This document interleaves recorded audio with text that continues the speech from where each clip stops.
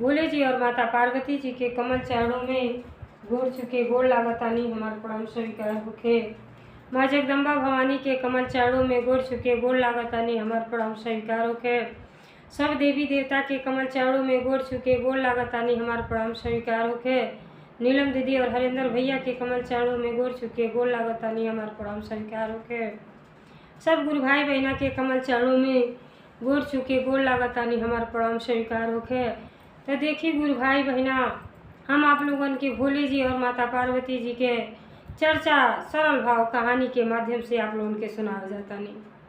ये चर्चा के आप सभी एक कहानी के आधा अधूरा न सुनो। भोले जी के चर्चा कबो आधा अधूरा ना सुने के चाहिए। आधा कथा सुनने से परम पिता परमेश्वर और माता पार्वती जी के अपमान हुई और पूरा कथा सुनब सभी तो आप लोगन के आनंद भी आई और कथा के रहस्य के बारे में पता चली। हमार कथा हर भजन कीर्तन के साथ रहेला, तो जब पूरा सुनब तब आप लोगन के आनंद आई। तो कथा के कबो आधा अधूरा ना सुने के चाहिए। जनता बानी कि जब गुरु बहना लोग शिव चर्चा करे जाली तो 3 घंटा तक समय अपन व्यतीत करेली भगवान के शरण में जाके। तो आप सभी घर ही में बैठ के मोबाइल से सुने के बाद तो पूरा कथा सभी सुनल करी। हमार कथा अगर आप लोगन के अच्छा लगी तो कमेंट में भोले जी और माता पार्वती जी के नाम जरूर लिखब सभी। काहे खातिर भोले जी के नाम कहले से सुनले से जपले से सारा दुख के निवारण हो जाला। तो यही बहाना भोले जी और माता पार्वती जी के चर्चा सुनी सभी आनंद उठाएं। देखी हमारे एगो और चैनल बा देव शक्ति किरण सिंह, ऊपर बहुत सुंदर मांगलिक गीत विवाह तिलक भजन सब चीज़ सभी सुन सकेला और आनंद उठा सकेली। अपने प्रियजन में शेयर करब सभी, अब लाइक सब्सक्राइब करब सभी। तो देखिए गुरु भाई बहना, एक गांव में एगो गुरु बहिना रहली। वो गुरु बहिना बहुत भक्ति भाव करत रहली भोले जी के। जे ही अपने जीवन के धन्य बनावल चाही तो भक्ति भाव तो करबे करिए। जेकरे दिल में प्रेम रहेला सद्भावना रहला वही भक्ति भाव को पावेला।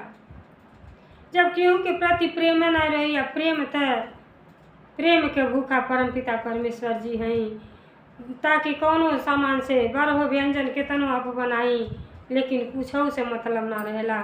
सिर्फ 1 लोटा जल गिरा दिया, देखी महादेव आप पर कितना प्रसन्न होनी, आपके जीवन सुधर जाए।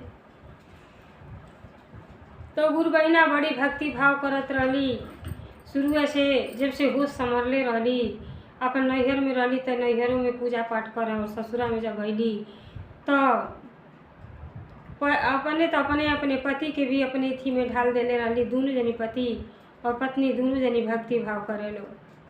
तब भोले जी के दया से उनके 2 बेटा और एगो बेटी भगवान देले रहली। लेकिन धन दौलत नाई ज़्यादा रहे, लेकिन वही में संतुष्ट रहली। गुरु बहिना बहुत खुश रहली कि हम इमली दोनों भगवान जी देले बानी। आ धन दौलत तो बालक लड़के बच्चे हवें। धन दौलत तो बाद में होते जाते रही, लेकिन बाल बच्चे तो सबके बस के ना है, तो विधाता के दिन है। बहुत अच्छा परवरिश देले रहली। लेकिन जनता बाणी लड़की जेठ रहली, ओकरे बाद 2 बेटा रहना। लड़की के विवाह अपने बराबरी के रिश्ता देख के लड़की के विवाह कर दिहली। शिव परिवार में कर दिहली। ज़्यादा धन दौलत तो ना रह, लेकिन प्रेम के भूखा रहलो। अपने घर परिवार में बहुते आनंद पूर्वक से रहत रहली। और बड़का लड़की के बाद जौन 2 बेटा रहना, उनमें से 1 बेटा के विवाह कर देले रहली। विवाह कैले के बाद बेचारी के स्वर्गवास हो गई। अब माई बाप दोनों जनी मर गए लोग। तो ये जौन दोनों भाई रहला आपस में बड़ा प्रेम से रहें। अब बहन तो अपने घरे चल गई रहली। और जब माई बाप मर गई ना तो जनता बाणी नैहर माई बाप न रहले के बाद तो भाई भौजाई जब मान सम्मान दी है तब न बेटी बहन हुई हैं। वैसे केहू के फुर्सत ना बा, लेकिन सब वही तरना बा गुरु बहिना। एक से एक लोग दुनिया संसार में बा। कितना बहू इतना प्यार ननद भौजाई में रहेला कि देखत ना बनेला। एक बहन के तरह से सब रहेली तो उन्हें घर में खुशियाँ ही खुशियाँ रहेला। चाहेली कि हमार बहनें आ जा, हमार ननद आ जा, और घर खुशियाँ से भर जाला। लड़की आपस में मिलजुल के खेला न और घर आंगन एकदम किलकारी गुजला, अच्छा लगेला। आ एक बहू ऐसा होली कि यह सोचेली कि नंद कबो दुआरी पना में आ जाइए तो देखो तनी दूठ लड़का लेके अपने आ जाइए तो 3 खुराक बढ़ जाई, आ के बनाई खियाई। तो ऐसा स्वभाव ना होखे के चाही, धन के घमंड कबो ना करे के चाही। अब जब उनका माई बाप जब मरी गए बेचारी का, तो एक ठो भाई भी है के रहना। तो जनता है भाई बहन के अपरंपार प्रेम रहला। भाई भी अपने बहन से प्रेम करला और बहन भी अपने भाई से प्रेम करेली। माई बाप के चल गए के बाद तब भाइये के वो बहन सहारा होली, बहन के भाई सहारा होला। लेकिन जब माई बाप मर जाना तो 4-5 साल हो जाला नंद के, वो भौजाई कबो ना पूछेली, कबो बेचारी आवेली नहीं।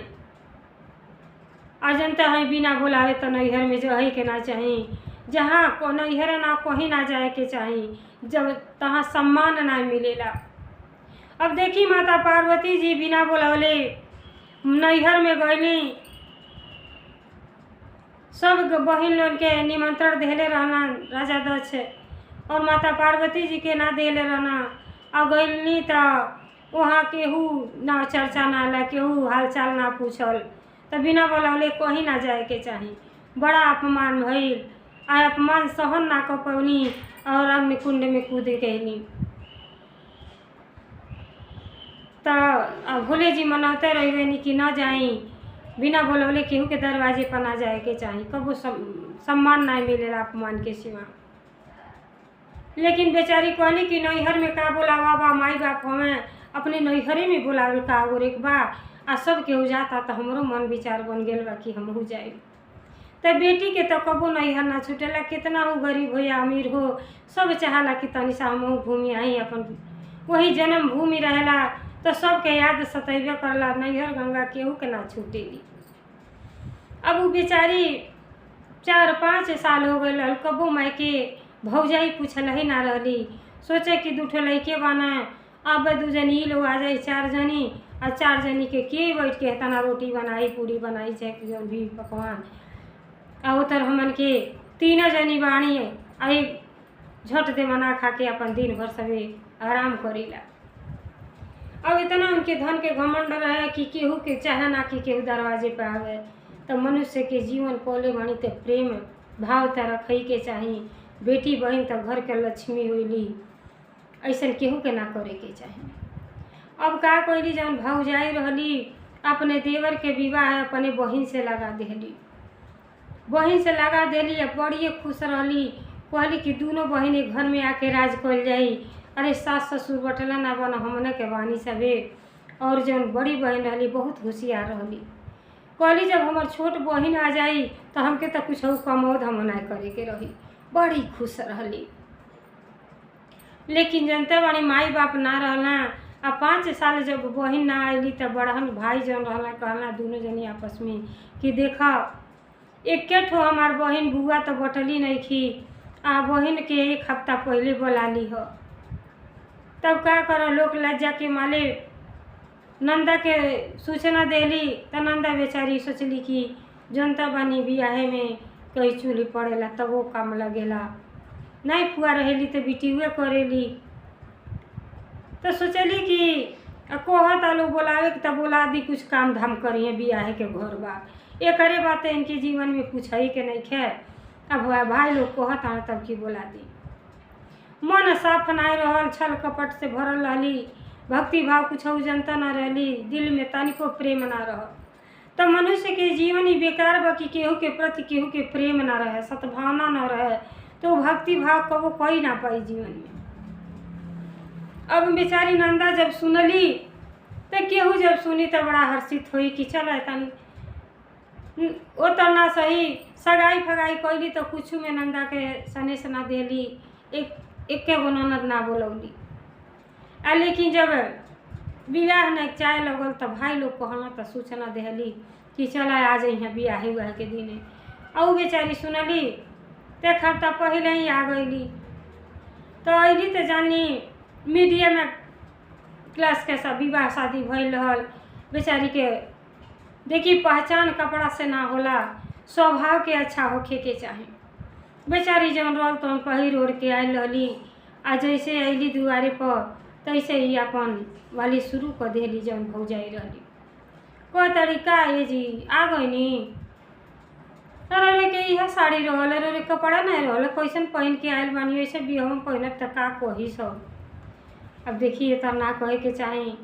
जीवन में इतना लायक रहतू तो शब्द कहले से पहले सोचतू कि एक गो नंदी बाड़ी तो अले पे वो वस्त्र कबो ना दें, बोलेबे ना कर तो दी है कहाँ से। लेकिन ताना बोली मारे करतीन पहले तैयार हो गई बाटी।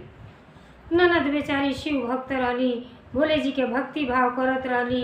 तो देखी दिल में इतना प्रेम रहल कि अपने ससुरा में बहू के नाई बेटी के प्रेम पावत रहली।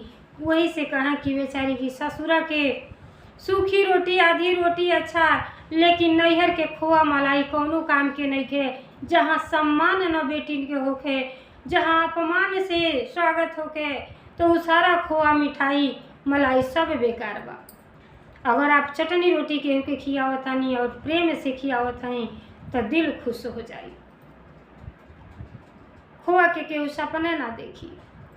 अब बेचारी जैसे दरवाजे पर अली तैसे ही भौजाई अपन शुरू कर देली। और बेचारी कुछ ना बोलत है। फिर कहतड़ी ए जीजी अरे उ पहुना जौन बियाहवा में कोटवा पहिर के आयल रहनी आई और वह पहिर के आयल बानी तोन फेंक देले बानी और कोट तन तोने पर टंगी जाता। याहियो दादा ऐसे ही बाराते जइबे नंदोई तो का कोही दुनिया। अब देखी गुरु भाई बहना केहू के अपमान नहीं करे के चाही, सम्मान करे के चाही। सब अपने विवत के अनुसार चाहला कि हम अच्छा पहिरी ओढ़ी, लेकिन कपड़ा से पहचान ना होला, स्वभाव के अच्छा होके के चाही। बहुते संस्कारित रहली, कुछ ना बोले काहे से जनता बानी बिना माई बाप का नैहर कैसन होला 99% लोग के सबके जानकारी बा। अब बेचारी अली या कुछ बोलत नहीं की तो एक ठो बेचारी के चाची रहली। कहने कहला माई और चाची में कोनो फर्क नहीं होला, लेकिन जब माई खान चाची के समझी तब। अब जो चाची रहली बेचारी बहुत अच्छा स्वभाव के रहली। अब जब बेटी के देखली तो बड़ी खुश भइली। कहली ये बहनी बड़ा दिन के बाद अइलू हो। ऐसा तोहरे भाई लोग वालों कि कबो ना पूछेला कि बहनिया हमारा बाड़ी तो चल एक रात के बोलानी तन मन जीवान हो जाई, यहीं के जन्म करम। आ चाची गठई पकड़ के रोए लगली और माई के याद आ गई बेटी के। कहली चाची का करी जब कबो केहू ना बोलावा भेजल ना गईल तो बिना बुलाए नैहर में अही के ना चाहे। उ तो लोग बुलावल हता आ गइल बानी। अब बेचारी चाची के लगे 2 मिनट बैठल रहली। अब भौजाई गईली पानी उनी पिए के तो देहली, लेकिन मन में तो यह रहली दादा आ गईली अभी इन्हों के बनावे खियावे पड़ी। अब का करताड़ी अपने बहनिए से रिश्ता तय कैले बाड़ी तो बहनिए लगे फोन कैली कि का हो अरे अब हमारे इंतजार सहल नहीं जाता। अब विवाह 4-5 दिन बा, 4-5 दिन के बाद जब तू ये घर में आ जाइबू तो हमन के दोनों जनी रानी बन के रहल जाई। और नंदा जौन आयल बड़ी ना उनके जैसे दूध में के माछी निकाल के फेंक दिहल जाला वैसे तक फेंकी देवे के है। 5 साल पढ़ाइल बाड़ी, भाई के कहले पर बोला देले बानी। अब देखी इतना घमंड बा कि आयल बाड़ी इतना अच्छा सरल स्वभाव के, कहाँ से प्रेम करे के चाहे कि इतना दिन के बाद हमार ननद आयल बाड़ी वो को बियाहे में आयल है तो आदर सत्कार करी सम्मान करी तो उल्टा पुल्टा बोल रहल बाड़ी। अब बेचारी कहली कि ये भौजी बैगवा कहाँ रखी, बैगवा बता दे धो दिए कोनो काम धाम होखे तो बताओ। कहली हमारे रूम हम किनारा धो देंगे।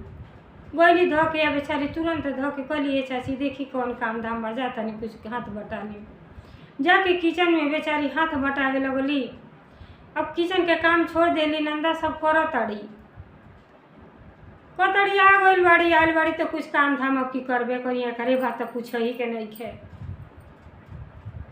अब आ गईली तो देखी अभी उनके ई भइल कि अब आ तो गइल बाड़ी, लेकिन इनके इतना अपमानित कल जा कि फिर दोबारा नैहर आवे के नाम न होला। आ हमने के दोनों बहन आनंद पूर्वक से रहल जाए। दिमाग उल्टा उनका चलल शुरू हो गए। तो देखी गुरु भाई बहना, जेकर सच्चा दिल बा, भक्ति भाव भोले जी के कैले बा, ओकर केहू बाल बाका ना कर पाई। कितना हूँ एंगे बेंगे बोलिए, लेकिन वो बेचारी अपने घर से बड़ा सुखी रहली, कुछ पर ध्यान नहीं दे। लेकिन कष्ट तो शरीर में होबे करेला कि ऐसा नैहर तक केहू के ना होके के चाहे। अब अली उतना नहीं रह, देखी गुरु भाई बहना, अब 1 लाख रुपया सिकड़ धैले रहली बैग में अलमारी में कोके, अल्लाह का ना कैले रहली। और कपड़ा निकारे पहिरा बस वो बैग अंदर चल के गिर गई रहल। और सोचली ऊपर धैले रहनी तो हमार नंदा चोरी कर लेली। अब गईली तो देखो तारी बैग ना बा, तो कह तारी देखो न चाची, तो हमार कई दिन के आयल बानी, वहाँ के तो ऐसा है नहीं, लेकिन हमार नंदी बहुते खराब बड़ी, यही तो इनके पूछे ली ना। ओइली हमार देखो न रुपया चोरा ले ली, और सिकड़ चोरा के बुझाता अपने मर्दा के दे देली, लेके चली गई ना। बिना विचारे जो करे सो पाछे पछताए, काम बिगाड़े आपनो जग में होत हंसाए। बिना विचारे केहू के कोनो शब्द ना बोले के चाहिए, आगे पीछे तौल के कोनो शब्द निकाले के चाहिए। तो यही से देखिए पहले के श्लोक है कि बिना विचारे जो करे सो पाछे पछताए, काम बिगाड़ो आपने आ जग में होत हंसाए।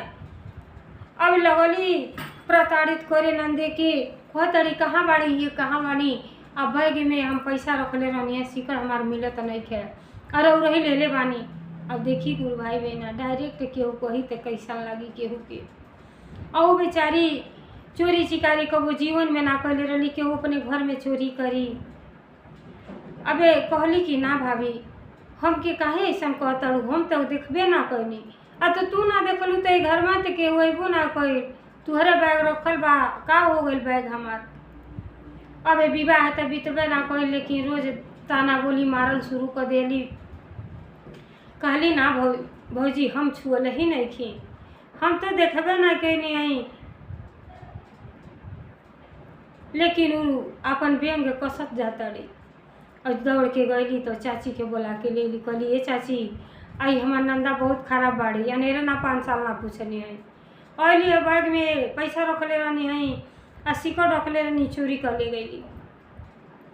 अब जौन रहली बेचारी ननद बड़ी भक्ति भाव करें। अब 2 दिन अले भल गईली मंदिर में पूजा पाठ कैली और कहते हे पिताजी, ऐसा परिवार केहू का ना देवा, बिना माई के नैहर तो है के इच्छा ना करेला, लेकिन भौजाइए पर सब आसरा लगोले। ऐसा भौजाई दुनिया संसार में केहू का ना देवा। उनकर मति बुद्धि बदली कि ऐसा हमरे साथे न करें कि 4 दिन के आए माने कम से कम अच्छा से प्रेम व्यवहार से रहें, कि फिर आवे आता के मन करे नैहर में। अब भगवान जी से कहते कि हे बोले जी, हम आपके शिष्य हैं, हमारा आप गुरु हैं, तो हमरे परिवार पर दया कृपा करी कि इतना दिन के बाद तो अवसर मिलल भाई के विवाह में आए के, लेकिन जहिया से आयल बानी तहिया से हमार भौजाई हमसे प्रेम से पूर्वक से ना रहता। तो इनके कुछ ऐसा ज्ञान दी, ऐसा कुछ सीख दी कि इनके में बदलाव हो जा। ये धन दौलत जौन बना गुरु बहना सब छोड़ के चल जाए, काहे खातिर के घमंड, कुछ अपन नहीं खे, तहाँ तक कि शरीर भी अपन नहीं खे, तो काहे खातिर घमंड करिया रे। जे भी बा 4 परिवार उनमें प्रेम पूर्वक से अपन जीवन के यापन करी। अब वो भोले जी से कह रहा बाड़ी कि देखो न बड़ा भारी इल्जाम भौजाई लगा देली, नहके हम नैहर में अनी, ऐसे नहीं के तो अपने घर के दाल रोटी नहीं के, लेकिन नैहर के खोआ मलाई ना निक, जहाँ सम्मान न मिले। बहुत दुखित भैली। तो चाची अली जब देखली बेटी के चेहरा, तो चाचियो माइए होली, जब माई खान सम्मान आदर करी हैं बेटी, तो माई तो है। अब बेचारी के अंदर इतना प्रेम रहा, उनके कई ठो लड़की रही, लेकिन वो सोचे तारी कि देखो ना आज माई बाप नहीं खा, तो ये बेटी के कितना भौजाई करल बाड़ी, ऐसा एक दिन हमहू ना रहब त ऐसा हमारे लड़किनों के होई। तो संस्कार के भइल बहुते जरूरी होला। अहली चाची तो कहली ये बहू काहे तर के बोल रहल बाड़ू, इतना दिन के बाद तुहार ननद आयल बाटी, पहले तो तू खोज ले रह, तू बिना सोचे विचारे केहू के कुछ ना बोले के चाही।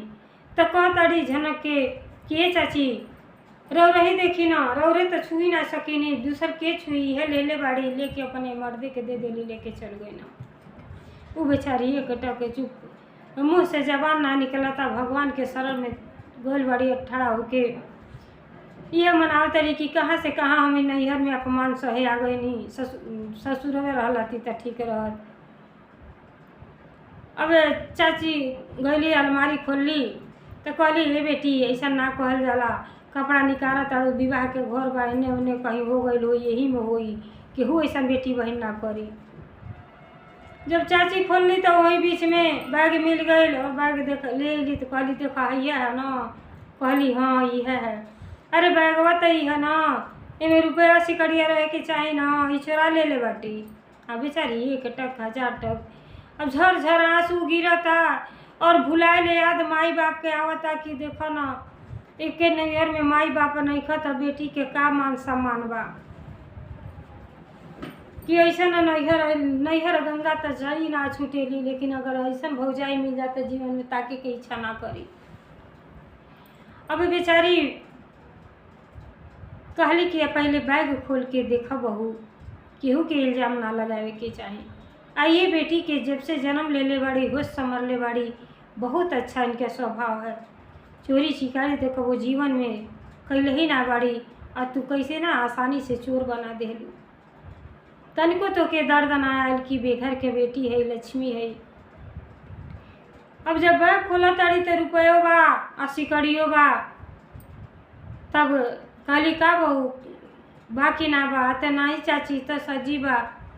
तो कहली कि देखा इतना तो के धन के घमंड में इतना अभिमान नहीं करे के चाहिए, अपने बड़ों के सम्मान करे के चाहिए।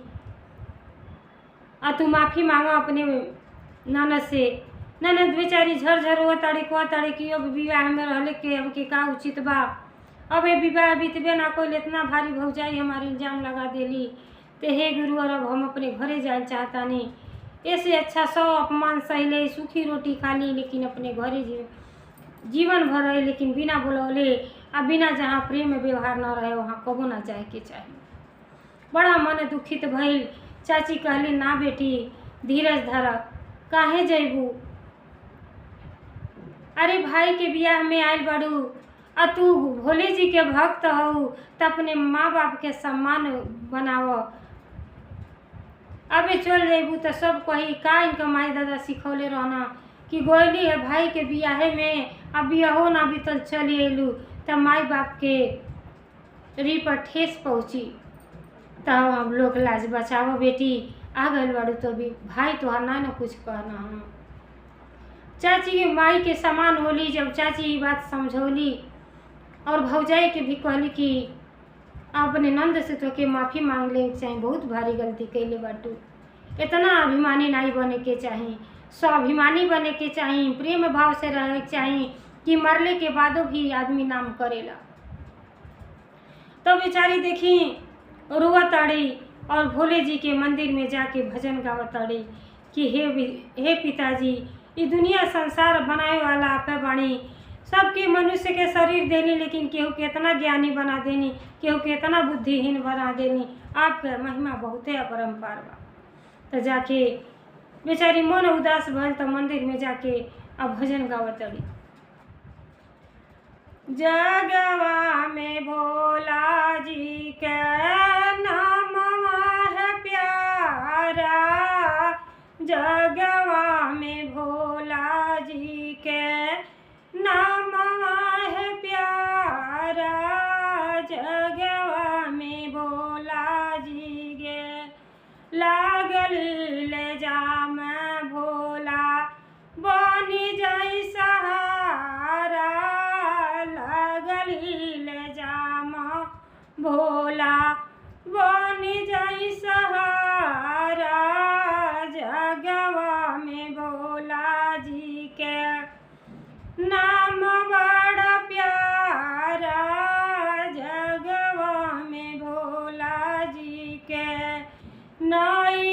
के खोआ पेड़ा नीक ना बुझाला, नैहर के खोआ पेड़ा नीक ना बुझाला, ससुर के सूखल रोटी अमृत बुझाला, ससुर के खोआ ससुर के सूखी रोटी अमृत बुझाला, जगवा में भोला जी के नाम बड़ा प्यारा, जगवा में भोला जी के नाम बड़ा प्यारा, जगवा में भोला जी के नैहर के खोआ पेड़ा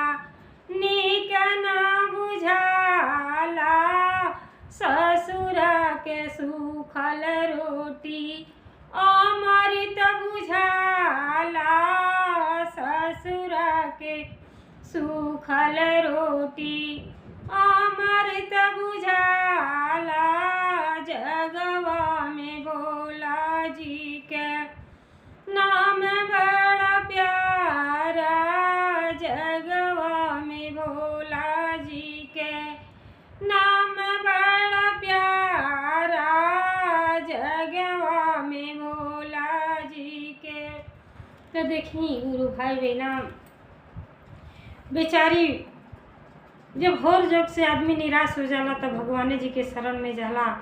आज जब इतना सुंदर भजन कीर्तन गौली तो भौजाई के भी एहसास हो गए, जब काने में आवाज़ आयल कि नंदा दुखित होके मंदिर में चल गई बड़ी, और दुआरे पर उनका माई रहली तो बड़ा छोट के सुंदर के मंदिर बनौले रहली। तो जब भी निराश होखे तो बेचारी मंदिर में पहुँच जा कि असली माई बाप तो वह बानी, अब दुनिया संसार में के बा, सबसे श्रेष्ठ वह जन्मदाता हैं, वह कर्मदाता हैं, उहे के गुरु बना ली और उहे के शरण में चली तो सारा दुख दूर हो जाला, शांति मिलेला। और शांति प्रदान करे करती नंदा वही मंदिर में चल गई अब भजन गावे लगली। और जैसे भजन के स्वर भौजाई के सुनाइल और चाची के सुनाइल, चाची कहली कि धन्य ऐसन तोहार ननद तो दुनिया संसार में क्यों ना पाई, शुरू से बेटी बहुत शांत पूर्वक है, शांत स्वभाव है, बहुत प्रेमी है, अरे प्रेम से रह के तो देखा कितना आनंद आ जाई, ननद भौजाई के तो प्रेम से रखे के चाहिए, कहाँ आनंद के फुर्सत बा। कहली कि बहुत भारी गलती कैले बाड़ू, अरे अब ही तो जब सांझ बा तब बिहान बा, अभी तू अपने ज्ञान के बढ़ाओ और प्रेम बढ़ावा, ये घमंड छोड़ दे धन दौलत के, एको तुम्हारे साथे ना जाई और प्रेम करे के सीखा, बहु प्रेम करे के। और जब इतना बात जब चाची समझौली और नंदा के भजन उनके कान में गुजर तो भगवान जी के दया, भोले जी तो प्रेम के सागर हैं। अब ऐसा रहल कि भौजाई के एकदम मन बदल गई और बैग के चलावता रुपया पैसा और गहना सब फेंक देली, आ फेंक के जाके अपने ननद के गले से लगा लेली, कहली कि हमसे बड़ा भारी भूल हो गई, अनजाने मारे भक्ति भाव तो कबो कैबे ना कैली, पूजा पाठ कबो कैबे ना कैली, न तीर्थ धाम कैली, न प्रवचन सुनली, न कथा सुनली, तो ज्ञान कहाँ से होई, खाली है धन में दौलत लौकल कि हई हमारा हो तुहारी है करते रह गई, लेकिन हमके माफ़ कर दी। आज से हमहू के जौना और गुरु बनौले बानी कैसे का कोई जला, हमहू आज से भोले जी के अपन गुरु मानत हैं और भक्ति भाव करत हैं और प्रेम के सागर में डूब जाए के बा। काहे से जे भगवान के भक्ति करेला ओकर जीवन धन्य हो जाला, और मनुष्य के शरीर पाके तो भक्ति भाव कर ही के चाही। भौजाई के ऐसन मन बदल गई कि नंदा से प्रेम करे लगली, और नंदा के मन ऐसा हो गई कि अब बियाह में न रही, घरे अपने चल जाई, अपने घर के सूखी रोटी अच्छा, लेकिन नैहर के खुआ मलाई ना भावता। अब चाची कहली कि ये बेटी गलती तो इंसाने से होला, और तुहर भौजाई है इनके माफ़ कर दो, आयल बड़ी तो बियाह में तो एंजॉय करो, एक भौजाई ना एक भौजाई और आवे वाला बड़ी, आपस में मिलजुल के रहू लोगन, तो नैहर गंगा केहू के ना छूटेली। अब दोनों जानी प्रेम पूर्वक से भोले जी के ऐसा दया कृपा भइल कि इतना खरूस भौजाई रहली और मन बदल गई। ननद भौजाई में अपरंपार प्रेम हो गई, बहुत अच्छा से रहे लगली लोग। अब विवाह शादी जब संपन्न हो गई, खूब अच्छा से अपने ननद के बर विदाई कैली। आनंदा भी खुश होके अपने घरे गईली। तो सबके घर परिवार पर भोले जी के दया और कृपा ऐसे बरसे कि सबके घर संवर जा, प्रेम पूर्वक से रहे। तो सजी जानी मिल के बोली जा हर हर महादेव, घर घर महादेव। भोलेनाथ की जय, सच्चे दरबार की जय।